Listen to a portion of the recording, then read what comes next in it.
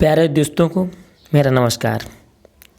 आपका स्वागत करता है आपका अपना ही चैनल दी सत्याजीत स्टडी फील्ड सक्सेस। हमारी जो प्रेस सीरीज 1000 चल रही है, UP SSC level up, GS का जो अप लेवल होता है, यहाँ पे मैं वह करा रहा हूँ। ठीक है, मेरे चैनल पर अगर आप पहली बार आए हैं तो लाल वाला जो बटन होता है यानी कि सब्सक्राइब वाला, उसको दबा लीजिएगा। ठीक है, और बेल आइकन वाला बटन भी क्लिक कर लीजिएगा। तो यहाँ पे जीएस की सारी स्टडी होती है। ज़्यादा समय न लेते हुए मैं सीधे चलते हूँ आप आज के क्वेश्चंस पे। मैं जो डेली क्वेश्चन देता हूँ एक होमवर्क के लिए, किसी ने अभी तक आंसर नहीं किया कमेंट सेक्शंस में। ठीक है, इसका मतलब है आप लोग ध्यान नहीं देते।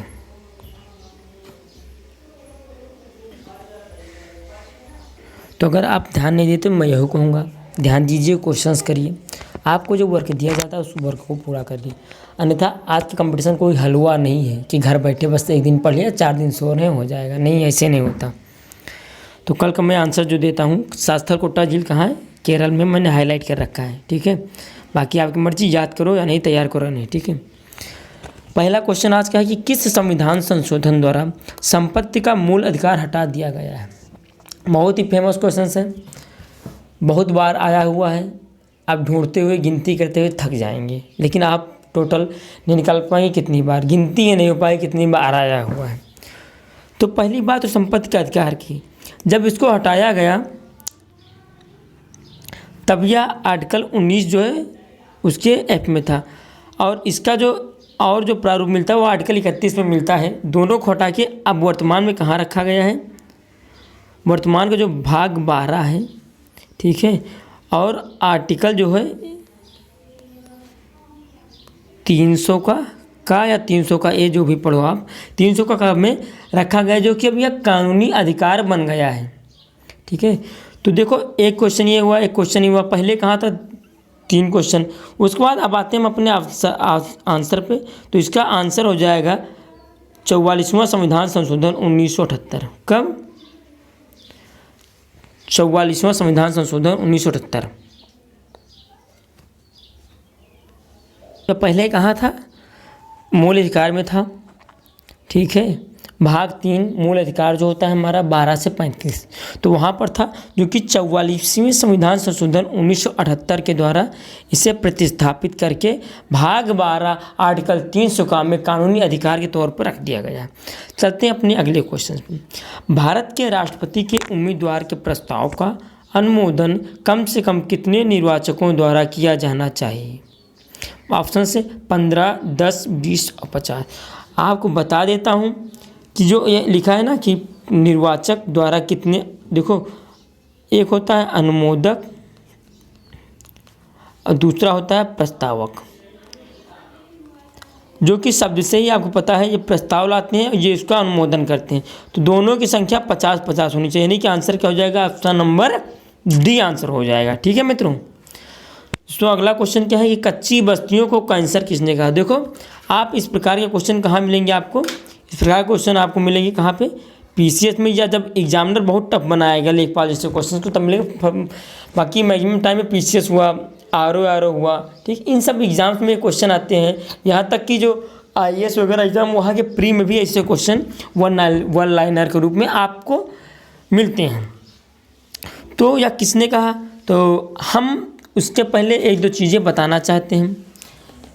ठीक है, मैंने उस दिन बताया था कि जो केंद्रीय वृत्त का सिद्धांत दिया था, केंद्रीय यानी जो आप सुना होगा शिकागो सिटी का नाम, आपने शहर सुना होगा अमेरिका का, वो केंद्रीय वृत्त के सिद्धांत पर शहरों का जो निर्माण होता है, शहरों की जो संरचना होती है 6 प्रकार से होती है, उसमें से एक होता है केंद्रीय वृत्त का सिद्धांत। तो यह इनका था केंद्रीय वृत्त का सिद्धांत। ठीक है, केंद्रीय वृत्त। ठीक, उसके बाद जो होमर और हाइट थे, इनका कौन सा था? इनका था सेक्टर सिद्धांत, सेक्टर वाइज में डिवाइड करें शहर की स्थापना। ठीक, और उसके बाद जो ये जी टेलर साहब थे, टेलर साहब दर्जी जी थे, खंड एवं स्तर सिद्धांत इनका कौन सा था? इन्होंने कहा था खंड और स्तर के रूप में आप बांटें। तो इसका जो आंसर क्या हो जाएगा, डेविस हंटर इसका बिल्कुल सही आंसर। देखो ऐसे क्वेश्चंस अगर आप लेखपाल और यूपी पे करें भैया नेगलेक्ट कर दीजिए, छूइए, मतलब टच मत करिए, छोड़ दीजिए, जाने दीजिए, ठीक है। लेकिन अगर आप कभी सपना देख रहे हैं कि आज नहीं तो मैं 2 साल बाद पीसीएस के लिए भी फाइट करूँगा, ठीक है, तब ऐसे क्वेश्चन आपको तैयार करने होंगे, ठीक है। चलते हैं अपने अगले क्वेश्चन पर। किसी देश का आर्थिक विकास किस पर निर्भर करता है? प्राकृतिक संसाधन पर, पूंजी निर्माण पर, ऑप्शन सी बाजार का आकार, या उपर्युक्त सभी आल ऑफ दी अबव। तो आपको बताना है दोस्तों आंसर होगा क्या इसमें। तो इसका जो मैं बता देता हूँ, इसका जो सही आंसर हो जाएगा चौथे का ऑप्शन नंबर डी, उपर्युक्त सभी, बिल्कुल सही आंसर हो जाएगा, ठीक है। 5वां क्वेश्चन, अवध में पृथु का भयानक विद्रोह किस सुल्तान के कार्यकाल में हुआ है? आप सोच रहे होंगे ये कहाँ से आ गया, मैं बता रहा हूँ पहली बार आपने ये क्वेश्चन देखा होगा, ठीक है, पहली बार आपने क्वेश्चन देखा होगा, मैं वादा करता हूँ, ठीक है। तो किसके शासनकाल में? ऑप्शन है बलबन, इल्तुतमिश, फिरोज तुगलक, मोहम्मद बिन तुगलक। पूरी बातें बताऊंगा, जो आंसर है उसके बारे में मैं हमेशा प्रयास करता हूँ कि जो आंसर उसके बारे में अगर बन रहा है कोई क्वेश्चन तो 4 से 5 क्वेश्चन, एक क्वेश्चन में 5 से 6 क्वेश्चन आपको दे दूँ।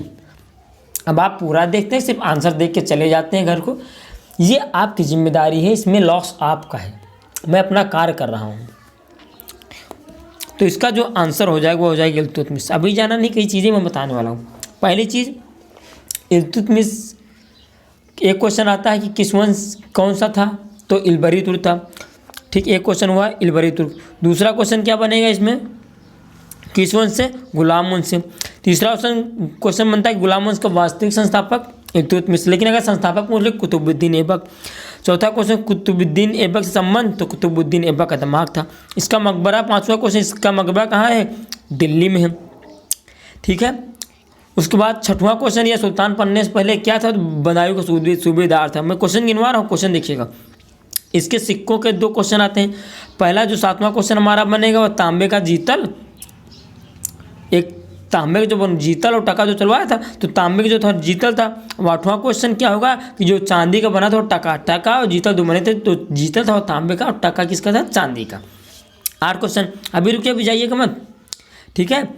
और उसके बाद 9वां क्वेश्चन ये बनेगा कि इसके समय में सुल्तान का पद वंशानुगत हुआ, ठीक है। उसके बाद उसकी एक पुत्री थी रजिया, ठीक है।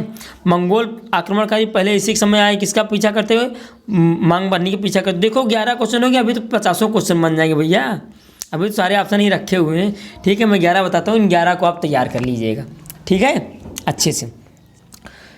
तो अगले क्वेश्चन चलते हैं। इसका आंसर मैंने बता दिया था ना, इल्तुतमिश।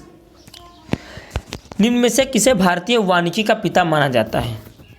ये सारे क्वेश्चंस इंपॉर्टेंट हैं, आते हैं, ध्यान दीजिएगा। देखो इसका आंसर हो जाएगा ऑप्शन नंबर ए, डेट्रिच ब्राइडिस। पहली बार सुना होगा आपने ये भी क्वेश्चन। और जो ओडेम है ना, ये भारतीय पारिस्थितिकी विज्ञान के पिता माने जाते हैं, ठीक है, ओके। अगला क्वेश्चन 7वां, निम्न में से सबसे बड़ा बाघ अभ्यारण्य कौन सा? यहाँ से भी मैं 4 से 5 क्वेश्चंस बताने वाला हूँ। यहाँ मैं हर ऑप्शन बताऊँगा क्योंकि हर ऑप्शन से क्वेश्चंस आते हैं। तो 7वां क्वेश्चन हमारा है, कब सबसे बड़ा बाघ अभ्यारण्य कौन सा है? जैसे पहला ऑप्शन है औरंग बाघ अभ्यारण्य, यह कहाँ पर है? तो यह असम में है।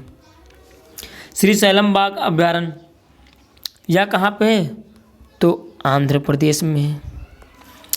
अगला ऑप्शन है हेमिस बाघ अभ्यारण्य, तो जो हेमिस है यह कहाँ पे है? जम्मू एंड कश्मीर में है, ठीक है। सबसे बड़ा राष्ट्रीय उद्यान भारत का यही है। कौन सा सबसे बड़ा राष्ट्रीय उद्यान भारत का? यही है। उसके बाद साउथ बटन कहाँ पे है? अंडमान एंड निकोबार। इसके बारे में एक चीज़ है कि सबसे छोटा राष्ट्रीय उद्यान यही है, सबसे छोटा राष्ट्रीय उद्यान यही है। मैं आंसर पर चलूँगा, आंसर इसका हो जाएगा ऑप्शन नंबर बी, श्रीशैलम बाघ अभ्यारण्य जो है बिल्कुल सही आंसर हो जाएगा। यह कहाँ पर है? आंध्र प्रदेश में, ठीक है। साइक्लोट्रॉन ऐसा संयंत्र जिससे उत्पन्न किया जा सकता है विद्युत ऊर्जा, कृत्रिम मौसम, ध्वनि या पर्दे पचिता। आपको बताना है मित्रों दोस्तों कि इसका आंसर क्या हो जाएगा। अगर आपको मेरी क्लास पसंद आ रही है तो लाइक करें, शेयर करें दोस्तों के साथ और कमेंट कर दें, ठीक है। चैनल को सब्सक्राइब कर लें, ओके। तो इसका जो मैं आंसर बताने वाला हूँ, साइटोट्रॉन ऐसा संयंत्र है जो उत्पन्न करता है क्या? ऑप्शन नंबर इसका हो जाएगा बी, कृत्रिम मौसम। आंसर सही हो जाएगा। ठीक है। 9वां, भारत की संविधान सभा गठन किसके अंतर्गत किया गया? देखो ये एक पूरी कहानी है, मैं बता दे रहा हूँ, ध्यान से सुन लीजिएगा। कुछ क्वेश्चंस वहाँ से आते हैं। जब आप कॉन्सेप्ट देखो, सबसे मेन चीज़ होती है कॉन्सेप्ट जब क्लियर हो जाएंगे वहाँ से क्वेश्चन आप अपने आप निकाल लेंगे। ठीक है। कॉन्सेप्ट जब आपके क्लियर हो जाएंगे, कह रहा था कि कॉन्सेप्ट जब आपके क्लियर हो जाएंगे तो वहाँ से आप अपने आप क्वेश्चन निकाल लेंगे। तो फरवरी 1946, कब? फरवरी 1946 में प्रधानमंत्री Italy, British prime minister Clement Italy ने भारत में 3 सदस्यीय शिष्टमंडल, कितनी? 3 सदस्यीय शिष्टमंडल भेजने की घोषणा की। अब यहाँ से इसका स्क्रीनशॉट ले लीजिए आप, मैं इरेज करने वाला हूँ। अब यहाँ से क्वेश्चन बनता है वो 3 व्यक्ति कौन थे? तो एक थे लॉरेंस साहब, ठीक है, पैथिक लॉरेंस, जो कि भारत सचिव थे। कौन थे? भारत सचिव थे। ठीक है। दूसरे व्यक्ति कौन थे? स्टैफोर्ड क्रिप्स, इसके पहले क्रिप्स मिशन जो आया था, स्टैफोर्ड क्रिप्स, ये कौन थे? व्यापार बोर्ड के अध्यक्ष थे। तीसरा क्वेश्चन, तीसरे व्यक्ति कौन थे? एवी एलेक्जेंडर। ठीक है। ये नौसेना मंत्री थे। ठीक है। तो इन सबको भेजा गया भारत की भैया आप जाइए। ठीक है। लेकिन उद्देश्य क्या था? मेन चीज़ होता है कि उद्देश्य क्या था? उद्देश्य था भारत में शांतिपूर्ण सत्ता का हस्तांतरण करने के लिए उपायों एवं संभावनाओं की तलाश करना। किस प्रकार से हम भारत में बिना युद्ध, बिना लड़ाई किए हुए एक शांतिपूर्ण समझौते से, किसी भी प्रकार से, मतलब सीधी सीधी बात है कि लड़ाई और दंगा ना हो और हम उन्हें उनकी सत्ता दे दें। इसके उपाय संभावनाओं को आप तलाश लीजिए और देख लीजिए कहीं आपस में फूट तो नहीं है। उसके बाद वहाँ से हुआ भैया कि ये उद्देश्य आप जाइए। वो आ गए, ये दिल्ली का पहुँचे। पहली बात, दिल्ली जब पहुँचे तो वो डेट थी इनकी 24 मार्च 1946। ठीक है। कब? 24 मार्च 1946। और उसके बाद जब प्रस्ताव पेश किया गया, यानी कि प्रस्ताव जब आया, कब? 16 मई 1946 को प्रस्ताव पे। ये 2 डेट इंपॉर्टेंट है, स्क्रीनशॉट कर लिख लीजिए, स्क्रीनशॉट कर लीजिए, नोट कर लीजिएगा। ठीक है। तो ये इसका बिल्कुल हो जाएगा। मैंने कल क्वेश्चन बताया था, कल मैंने एक क्वेश्चन कराया था कि भारतीय संविधान सभा, किसमें? जो भारतीय संविधान सभा, उसमें कितनी महिला थी? 15। तो उसमें से कुछ क्वेश्चन मैंने उसका डिवाइडेशन बताया था। टोटल कितने थे? 389। इसमें से 292 प्लस 4 और प्लस 93। ठीक है। ये ब्रिटिश प्रांतों के प्रतिनिधि थे। ये वही जैसे वर्तमान का यूटी है, ठीक है, उस प्रकार से चीफ कमिश्नरी क्षेत्र था। और ये भारतीय रियासतों से थे। ठीक है। तो ये चीज़ें यहाँ से बनती, इतने सारे क्वेश्चंस मैंने करा दिए, मैंने पूरी कहानी बता दी। अब अगर गलत हुआ क्वेश्चन तो समझ लीजिएगा भैया, आंसर क्या हो जाएगा इसका? कैबिनेट मिशन योजना। भाई इतनी देर चिल्ला रहा हूँ, अब तो पता ही चल गया होगा ना कैबिनेट मिशन योजना। ओके। अगला, 5वीं द्विवार्षिक अंतर सरकारी परामर्श बैठक का आयोजन कहाँ हुआ? कौन सी?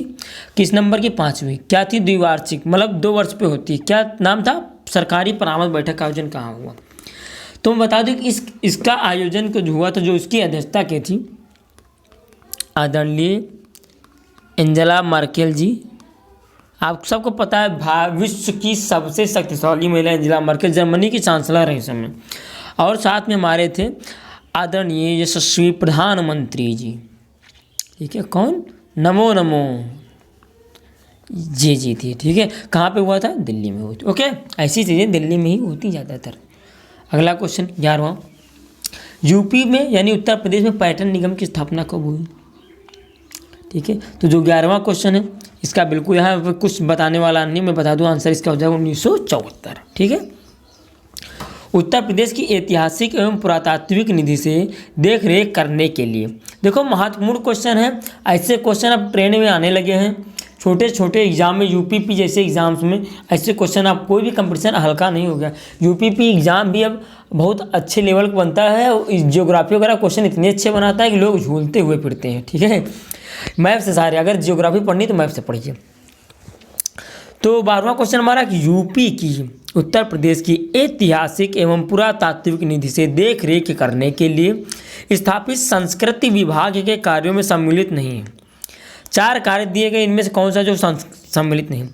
उसका संरक्षण तथा प्रदर्शन, उसका प्रकाशन, उसका अभिलेखीकरण, उसकी बिक्री। तो इसका जो आंसर हो जाएगा, पहली बात तो संस्कृति विभाग की स्थापना कब हुई? 1957 में। ठीक है, आंसर क्या हो जाएगा? ऑप्शन नंबर डी बी, उसकी बिक्री। बिक्री नहीं कर सकता संस्कृति, ये सरकार की जिम्मेवारी है। ठीक है, वो लीज पे दे सकता है, वो भी बेच नहीं सकता, लीज पे दे सकता है कि आप इतने साल की लीज पे ले लीजिए। ठीक है, सफाई, सुंदरता, जो भी चीज़ें वहाँ पे होनी चाहिए वो करवाइए आप। ठीक है, अगला 13वां क्वेश्चन, आज़ाद भारत में पीएसी विद्रोह कब हुआ? पीएसी वो प्राइवेट एक्शन कमेटी वाला नहीं, जो पीएसी होता नहीं ना, कि जो मतलब एक राज्य की जो होती है ना फोर्स, पीएसी फोर्स की मैं बात कर रहा हूँ। कब हुआ? देखो, इसकी भी एक कहानी बनती है। पहला क्वेश्चन ये बनता है कि इसे सशस्त्र बल का सबसे बड़ा विद्रोह माना जाता है क्या? पहला क्वेश्चन, इसे सशस्त्र बल का सबसे बड़ा विद्रोह माना जाता है। और सबसे मेन चीज़ कि आज़ाद भारत में हो। पीएसी की दूसरा क्वेश्चन, किस बटालियन ने? पीएसी की 12वीं बटालियन ने किया था ये विद्रोह, सरकार के खिलाफ किया था। उस समय सीएम कौन थे? तीसरा क्वेश्चन, सीएम थे उस समय सीएम कमलापति त्रिपाठी जी उस समय सीएम थे। ठीक है, कांग्रेस से। और चौथा क्वेश्चन ये बनता है कि उस समय विधानसभा में अपने यहाँ 425 सीटें थी। 425 सीटें उस समय विधानसभा में थी। ठीक है, तब उत्तर प्रदेश नहीं, वो उत्तराखंड नहीं बना था भैया। ठीक है, तो इसका प्रभाव ये हुआ कि 425 सदस्य संख्या वाली विधानसभा में 280 सीटें उस समय कांग्रेस के पास थी, उसके बावजूद कांग्रेस की सरकार गिर गई भैया। ठीक, लगभग 150 दिन राष्ट्रपति, कितने दिन? 150 दिन राष्ट्रपति शासन चला। किस अनुच्छेद से? आर्टिकल 356 से 150 दिन राष्ट्रपति शासन लगा। और उसकी राष्ट्रपति मतलब जब राष्ट्रपति शासन समाप्त हुआ उसके बाद हेमवती नंदन बहुगुणा जी सीएम बने। ठीक है, अब मैं इसका बता देता हूँ आंसर इसका कि देखो, मैंने 8 से 10 पूरी कहानी बता दी, अब गलत नहीं होना चाहिए आपका क्वेश्चन। ठीक है, तो आंसर हो जाएगा, ये कब हुआ था? 12 जून 1973। कब? पीएसी विद्रोह कब हुआ था? 12 जून 1973 को हुआ था। ठीक है, अगला क्वेश्चन, यूपी में परंपरागत भूमि मापन इकाई क्या है? कनाल, मारला, बीघा और धूर। तो इसका जो सही आंसर हो जाएगा ऑप्शन नंबर सी, बीघा। देखो, जो सरकारी मापन है बीघा का, 1 बीघा बराबर होता है 20 बिस्वा, लेकिन कहीं कहीं यूपी में क्या है, क्षेत्र के हिसाब से डिवाइडेशन किया गया कि यह अलग अलग। अगला क्वेश्चन, निम्न में से किसमें विज्ञान नगरी अवस्थित है? भाई, विज्ञान नगरी लखनऊ में या प्रयागराज में, कानपुर या नोएडा? आपको बताना है इसका आंसर क्या हो जाएगा। देखो, प्रयागराज में उच्च न्यायालय। ठीक है, संगम का मेला लगता है, कुंभ का जिसे हम कहते हैं। ठीक है, कानपुर वो क्या कहते हैं, दलहन भारतीय वो शुगर केन रिसर्च इंस्टीट्यूट, भारतीय दलहन अनुसंधान संस्थान। ठीक है, उसके बाद भारत का उत्तर भारत में मैनचेस्टर कहलाता है। नोएडा फिल्म सिटी पार्क यहाँ पे है, और कई चीज़ें हैं। इसका आंसर हो जाएगा option number A, Lucknow. Malihabadi आम के लिए लखनऊ फेमस है भैया, याद रखिएगा। ठीक है, और अगर एक क्वेश्चन बनता है कि अभी शायद किसी एग्जाम में आया था कि सर्वाधिक विदेशों को आयत होने वाला आम कौन सा, तो वो हो जाएगा अल्फांसो आम, जो कि महाराष्ट्र राज्य से संबंधित है। अगला क्वेश्चन 16वां, जनगणना 2011 के अनुसार किस संघ शासित प्रदेश का जनसंख्या घनत्व सबसे अधिक है? जनसंख्या घनत्व मतलब होता क्या है, मैं वो भी करूँगा, अगले क्वेश्चन मैंने लिख दिया है वो। ठीक है, इसका आंसर हो जाएगा ऑप्शन ए, दिल्ली। कितना था? 11,320 व्यक्ति प्रति वर्ग किलोमीटर। ठीक है, अगला क्वेश्चन 17वां, भारतीय संविधान के अनुच्छेद 330 से 342 तक किससे संबंधित? अखिल भारतीय समाज से, या निर्वाचन आयोग से, या ग्राम पंचायत से, या लोकसभा में SC ST यानी अनुसूचित जनजाति, अनुसूचित जाति, अनुसूचित जनजाति के आरक्षण तथा प्रतिनिधित्व से? आपको बताना है। देखो, आप यहाँ पे एलिमिनेट कर सकते हैं। ग्राम पंचायत जो भी प्रावधान 243 से शुरू होता है। निर्वाचन आयोग 324 से शुरू होता है। अखिल भारतीय आयोग कहाँ से 315 शुरू होता है, 12 से। ठीक है जारी। अब कुछ चीज़ें मैं बता दूँ, 330 से 342 में जो इम्पोर्टेंट अनुच्छेद बनते हैं उसकी बात मैं करूँगा। जो है यह जो है 330 से 342 यह भाग 16 के अंतर्गत आता है। हाँ, भाग 16 के अंतर्गत कुछ इम्पॉर्टेंट है। ठीक है, जैसे आर्टिकल 330, पहला क्वेश्चन जो आर्टिकल 330 लोकसभा में अनुसूचित जाति अनुसूचित जनजाति का आरक्षण। उसके बाद 331 में वही लोकसभा में आंग्ल भारतीय जो राष्ट्रपति द्वारा नियुक्त होते हैं, मनोनीत किए जाते हैं। उसके बाद एक इम्पॉर्टेंट 332 राज्य विधानसभा में SC एंड ST के लिए आरक्षण।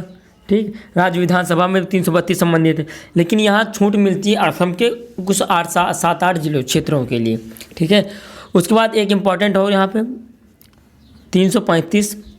ठीक है, सेवाओं एवं पदों के लिए अनुसूचित जनजाति के हेतु आरक्षण। ठीक है, वो अलग बात, मूल अधिकार में उस वक्त समानता दी गई है। तो इसका जो आंसर हो जाएगा ऑप्शन नंबर डी बिल्कुल सही आंसर हो जाएगा। ठीक है, 18वां क्वेश्चन, जनघनत्व मापने की इकाई क्या है? व्यक्ति प्रति कुल घर, व्यक्ति प्रति किलोमीटर, व्यक्ति प्रति सेंटीमीटर, व्यक्ति प्रति हेक्टेयर। तो आंसर क्या होगा? ऑप्शन नंबर इसका भी व्यक्ति प्रति, कितने व्यक्ति 1 किलोमीटर के दायरे में रह रहे हैं, या उसका जनसंख्या। जैसे दिल्ली का भी मैंने बताया 11,320। ठीक है, पृथ्वी के चुंबकीय क्षेत्र का क्या कारण है? भूकरोड़ के अंदर की चक्रीय धाराएं, इसके केंद्र में मौजूद विशाल चुंबक, पृथ्वी के बाहर अंतरिक्ष में गतिमान आवेश, या उपर्युक्त में से कोई नहीं, none of the above, NOTA. आपको बता दें जो आंसर होगा उसे ही भूचुंबकीय क्षेत्र भी कहते हैं। क्या इसका जो आंसर हो जाएगा उसे ही भूचुंबकीय क्षेत्र कहते हैं।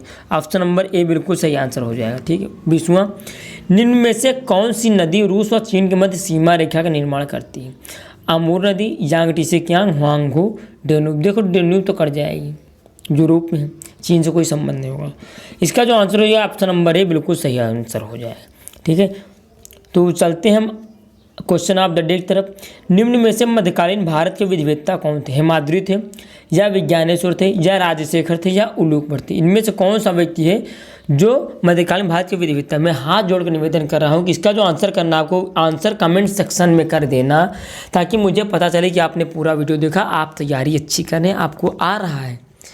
भाई अगर आप आंसर कमेंट सेक्शन में नहीं आते तो मुझे पक्का पता होता कि आप लोगों के लिए जो मैं मेहनत कर रहा हूँ वो व्यर्थ है, मेरी मेहनत बेकार जा रही है, कोई मतलब नहीं है इतनी मेहनत करने का।